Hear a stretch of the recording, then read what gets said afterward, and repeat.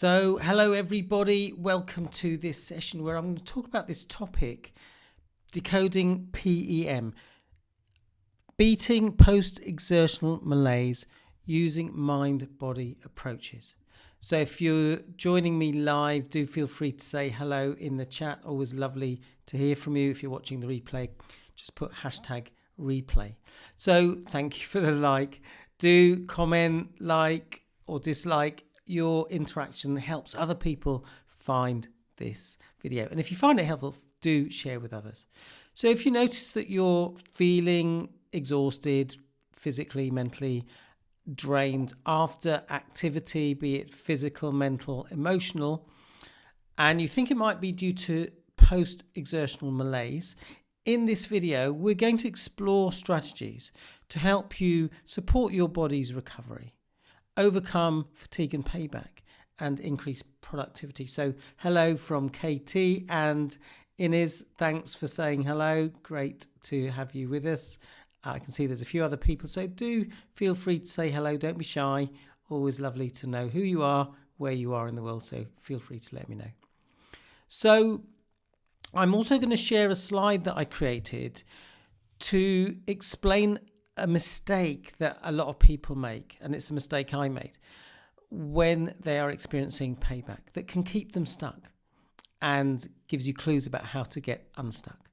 And I create these slides because I find them super helpful because they're visual. So let me know how you find it, if you find it useful as well. It's always good to get feedback, whether it's positive or constructive criticism. Okay, I'm not precious. So as always, everything I share is shared with love. I want to help you, but you have to decide whether what I'm sharing is relevant to you and your situation. So always use your judgment. Many clients I've talked to have come to me saying, oh, I was doing this course or whatever, or working with this person, and they ignored their intuition. They were told things that they just didn't feel were a good fit for them. And I really encourage you not to say anything, not to take anything that I or anyone else says as gospel, okay?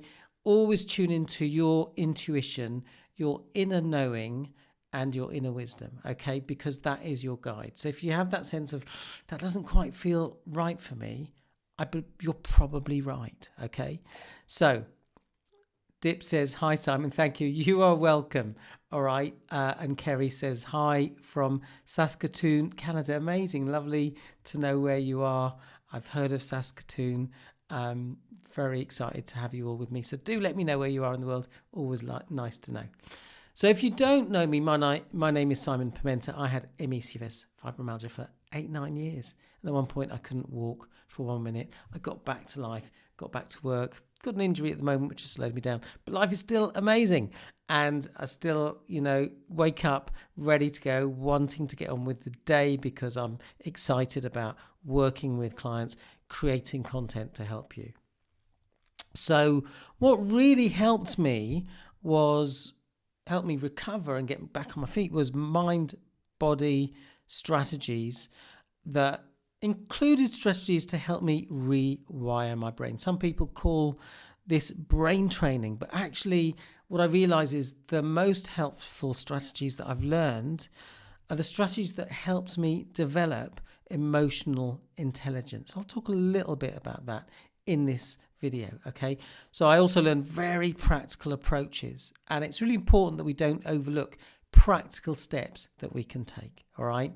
So I do create lots of free content, videos, free resources to help you move towards your goals. So do subscribe to my YouTube channel, hit the notification button. You'll be notified when I release a new video. So let's dive into this topic, which is all about beating post-exertional malaise. There's kind of two core areas, two parts to this video. Part A is understanding what is going on. And part B is looking at those practical strategies that we can take. So consider, when are you getting payback? And let me know in the chat. It's really useful to get a sense of people's experience. Do you experience payback straight after you do some activity? Is it the same day?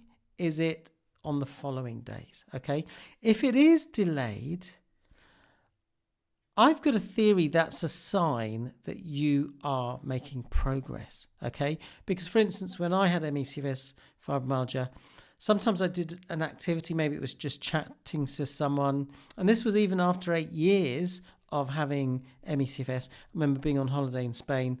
I was chatting to some people, and I just carried on chatting for too long, by about 10-15 minutes, and that left me feeling utterly exhausted, and I had to go and rest for an hour or so. Okay, so that was straight away. If the malaise is delayed, then that is a good sign, and we do have to have strategies to help us move forward. So Kerry's saying 2 to 7 days after activity PEM hits. So I have made other videos where I kind of explore some strategies for that. So check out my other videos, which are on movement and activity, energy, which will help you get some insight. So Ines says also delayed about 2 days. So thanks for letting me know. But just consider that if it is delayed, that is a sign that your body is recovering, I believe, and we just need to have some strategies in place to avoid, or soften the impact of that payback. All right. So that's the first thing to consider when you're getting the payback. Second thing to consider is actually, is it post-exertional malaise? So I made a video on this last week. I will link that video below this one, but this is, if you look out for this placeholder, that's the video. And in that video, I talk about some of the other factors that may be driving your experience. So Dip says, I get all three, starting to look for patterns. Excellent. All right. It's always good to do that. So consider that, often people do activity, they experience payback, and they say, this is post-exertional malaise. Katie says it's not the same every time. Sometimes just after the activity, other times delayed a day or some hours. Okay. So people can come to the conclusion, this is post-exertional malaise, i.e. it's the result of activity. And in that last video, quick summary, what I suggested is there could be other factors at play. It could be stress before the activity, okay? This could be the same day. This could be every day in the week running up to doing that activity, okay? It could be due to stress during the activity, i.e. if we're worrying, is this going to cost me? Am I going to experience payback? It could be stress after the activity, okay? And there could be other factors going on here. So, for example, if we are experiencing a lot of stress, that affects your sleep quality. If your sleep quality is affected, that reduces your body's ability to do important repair work. Stress affects our energy production and storage. So, if we're using up energy and not replacing it, we are going to run out of energy, okay? When we're in a state of stress, the body is more sensitive. So there might be other factors that making you more prone to payback. My digestion was very compromised when I had ME/CFS, and therefore, my body wasn't digesting food properly. It wasn't delivering the nutrients and the fuel for the cells. Okay, so that was going to have a factor. That was going to be a factor. If your digestion's not working, if and your body is very compromised, you might be more prone and more sensitive to mold, to electric magnetic fields, etc. Okay, I know there's some debate about that, but there is quite a bit of research on that. It might be to do with relationships. At one point, I was living in a house with a few people. One was a good friend, and we got on really well. And one guy moved in, and he was a person who was very competitive, very combative. He always felt like he needed to prove himself, and one of his ways of feeling good about himself was trying to put other people down. So he was quite disrespectful. That was a stressor. Okay, so we need to consider all these factors, because if we ignore them, then we're not, I don't think, if I realize, okay, this person is causing me a lot of stress, I need to develop some strategies for dealing with that person. And I did, one of which was to ultimately move out. So Dr. John Sarno talks about the fact that if we repress our emotions, then that's creating tension and dis-ease in our body and can result in pain. There's a quote from Dr. John Sarno, which is, there's nothing like a little physical pain to keep your mind off your emotional problems. And we'll come back to that in a moment. But repressing emotions, suppressing emotions, these can all have an impact. Okay? So I want you to consider that, let's say we've experienced some payback. What does our mind do? Our mind goes, what normally happens in this situation when I'm experiencing payback? So the mind, the brain recalls past experiences. And if we're recalling past experiences of experiencing payback, how bad it was, and maybe it was exacerbated by the fact that we were lying in bed stressing ourselves silly, then that wasn't helping the body recover. And what we tend to do is we recall those past experiences and then we bring them into the present. Okay, that's what happened then, so we start saying, this is what's going to happen now. I'm going to have the same experience. Okay, and then we do the next thing, which is to then put that experience into the future. We start predicting that this is what's going to happen. I'm not going to recover, this is going to last. And actually what we're doing by making that prediction into the future, we're actually just bringing more stress into the present moment. Okay, consider that notion that the future is going to be bad. It's made up. We've created it in our head, but the result is that we're experiencing more stress in this moment. And that is just putting the brakes on your body's attempts to heal. Let me know if that makes sense. All right. Just want I recognize this was something that I was doing. I was kind of remembering those past experiences and reliving them in the present moment. And that was just generating more stress. Okay. So let's, part B of this video is looking at strategies to support healing. So how do we do that? Well, the first thing I believe we've got to do is my invitation to you is, you don't have to do anything, is to just recognize that these past experiences, okay, are in the past. Okay, so we can decide that, okay, this was my past experience. I don't have to bring it into the present. I can keep it in the past. I can recognize that this was previous experience, but I'm a different person now. I can learn from what happened in the past, but I don't need to let it kind of pollute or haunt me in the present. Okay? So we can acknowledge the past experience isn't evidence of present performance. Okay?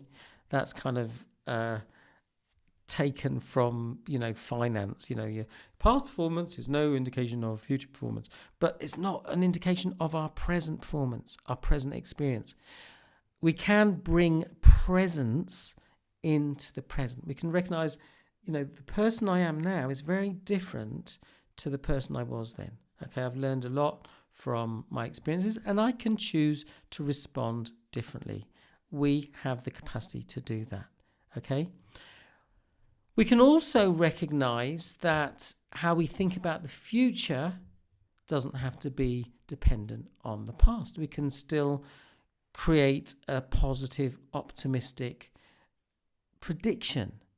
Okay, in the present moment, I can allow myself to relax. I can let go of those past experiences. I can imagine a future that's brighter. Okay, so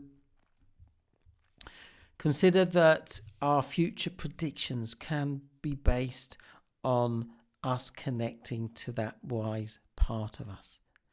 So second thing we need to do, or we can do, is just look at our beliefs. So if we've got this, if we're saying to ourselves, this is going to last, this is a sign I can't recover, we really need to challenge those beliefs.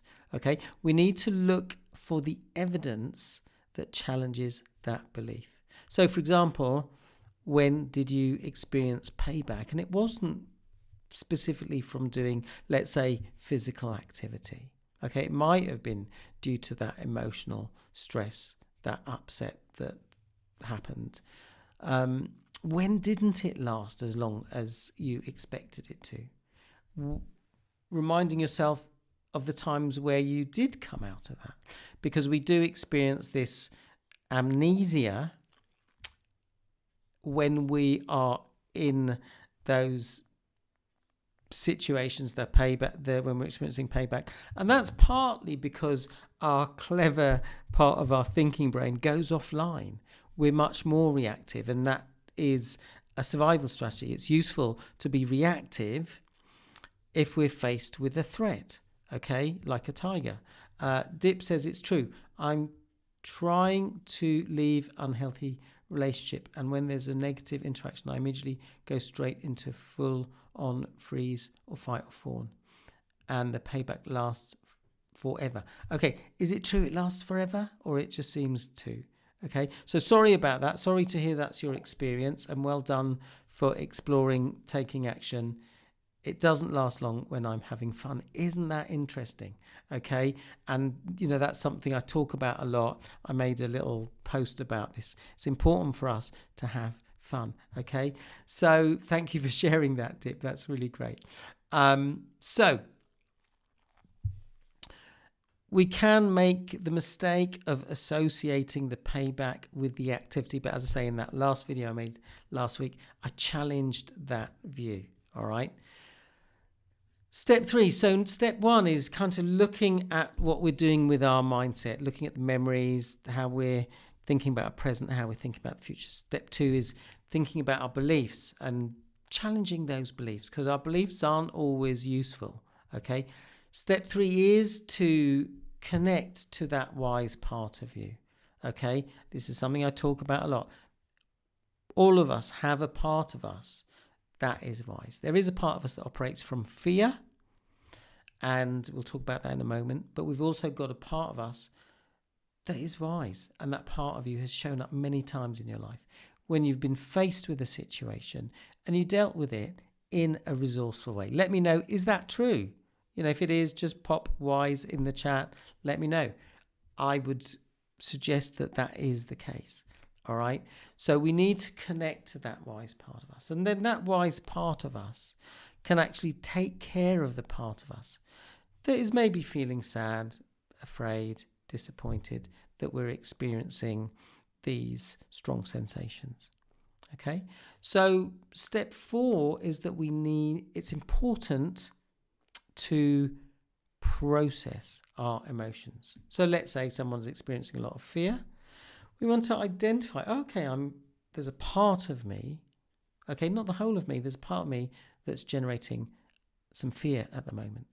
We need to identify that, label it, acknowledge it, allow that part of us to experience that fear, just as you would allow a frightened child to acknowledge what they're feeling rather than brushing it under the carpet. When we do that, identify the emotion, acknowledge it, allow it, accept it. Now we can process it. We can make sense of it. We can help that scared part of us understand what's going on. And when we do that, we can then take appropriate action. Okay. So, when I walk people through this, it's really interesting because someone will say they're feeling anxious. And by going through that process, often people say, wow, I feel more calm and relaxed. I feel energized. I feel, more energy right now. And that's because they've gone through that process. So step 5 is to strategize. So once we've done that, once we've allowed our body to settle, because we've made space for that part of us that is feeling whatever it's feeling, whether it's fear, sadness, frustration, then we're able to actually access deep rest. We're able to allow ourselves to just let go and relax. And the body, that's sometimes what we need. But as Dip mentioned, and one of the things I talk about is that sometimes, and we have to use our judgment, we've had some rest, then we might need some CFS, connection, fun, stimulation. And we don't have to do it for long. I did, in the resilience group coaching call, I talked about strategies for when, someone is experiencing a payback and they've been resting a lot. Actually, do we need to rest or do we need something else? And we explored that in a bit more depth. So if you want to watch that video, pop the word group and I'll send you the link where you can join the Facebook group where I put all the recordings. So you can watch that. You can have a look at other videos, the topics that we cover in those videos, to see if there's a topic that is something that would be useful for you to watch that video. Okay, so we want to allow ourselves to experience deep rest when we need that, but we also want to make sure that we have some connection, some fun and stimulation in the right amount. Okay, so we can then reassure ourselves, we can tap into that wise part of us that can reassure us, okay, we're experiencing these sensations right now. They might feel strong, but they will pass. Okay, and it's important to just recognize that when we are dwelling on the past, it means that we just haven't accepted, we haven't processed, we haven't let go of that experience. When we do that, it allows us to be in the present and to bring that presence into the future, to have that more optimistic sense of what is possible. Often I work with people and they say, wow, I do feel more optimistic about my future. I do now see that recovery is possible. I find my energy has improved. I had someone a while back just saying, I'm doing more physical activity. I'm able to walk up hills. All right. So we want to really tune into body. We don't need to push ourselves. We don't need to overdo it. We can just, sometimes people are too cautious. Some people are too kind of gung-ho and overdo it. We've got to find that sweet spot, okay, which is right here, at the top of this microphone. All right, we've got to find that sweet spot of what's enough for me. How do we get rid of the PEM forever? Well, this is a process, by doing some of the things I'm talking about in this video. People have found, I don't experience PEM. It's like I shared this in my Facebook group. When I go to festivals, me and my kind of friends and family, we walk for miles, and I might be a little bit stiff the next day, but I do the same thing for 2 or 3 days. I might be tired afterwards because we have late nights, but I'm soon back doing I can still go out walking. All right, so it is a process, okay? And what I'm sharing in this video are some of the strategies, okay? So as I said at the beginning, for me, really developing that emotional intelligence to be able to identify my emotions, to process them, and to take appropriate action in the right amount, not too much, not too little, the sweet spot. This is what helped me and has helped others recover. If you want to have more of a chat about that, I'm really happy to have a conversation and explore that in more depth. And I can share a video actually where I kind of talk about that more. So just if you want that, pop the word mind in the chat. I'll send you the link to that video. If you want a chat after that, happy to do that. So yeah, we want to avoid pushing through, okay, not listening to body. We want to learn to listen to our body. And for some people, that's challenging.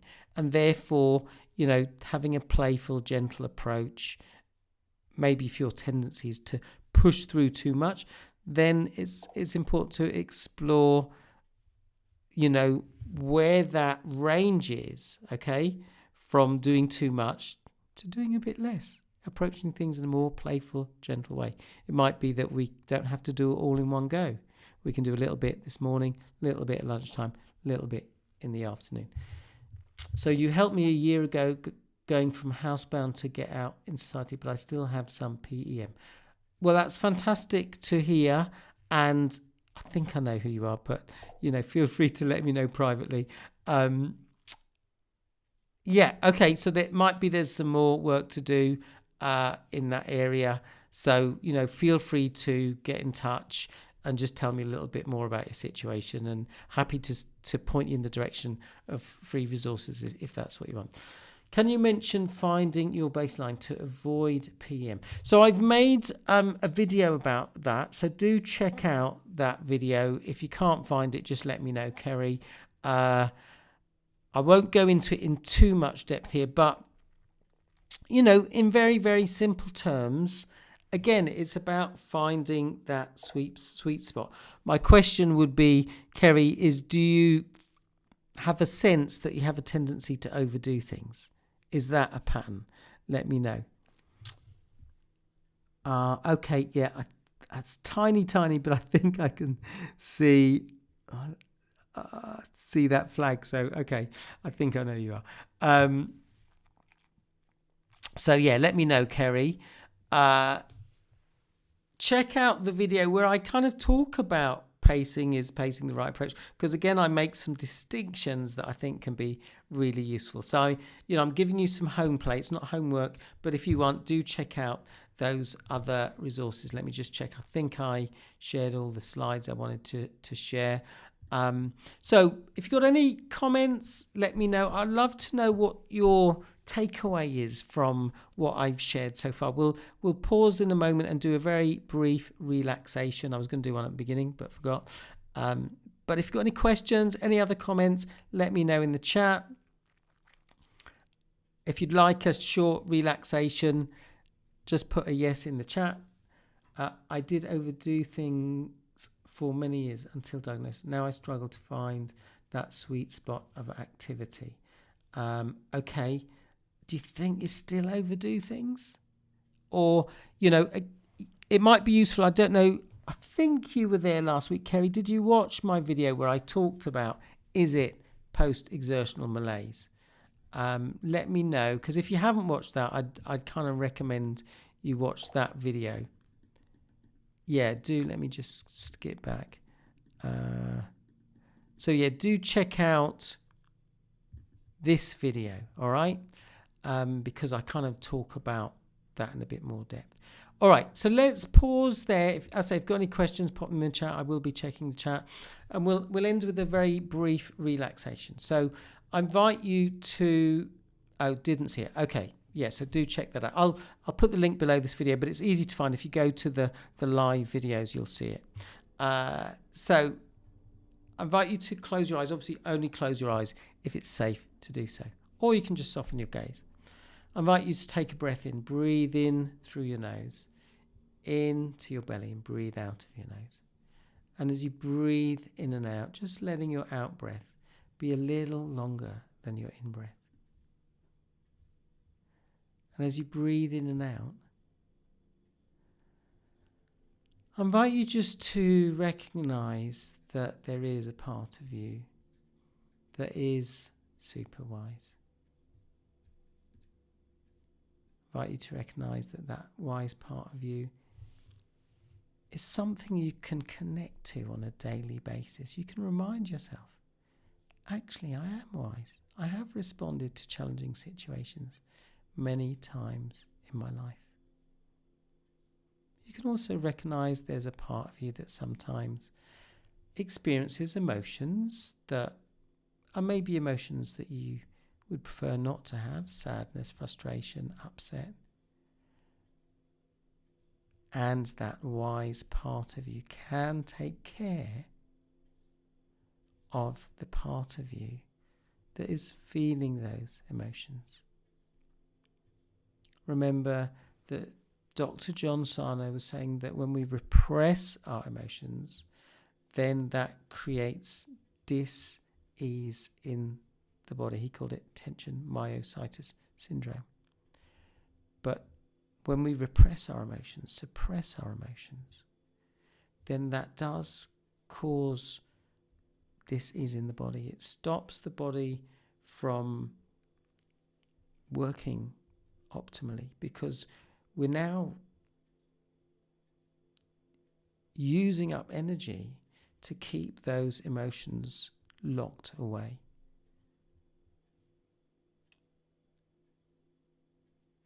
Peter Levine, who's a very experienced trauma therapist, says that our muscles get tight. They're locking in those emotions, so that actually by learning to get comfortable in our body, comfortable experiencing our emotions,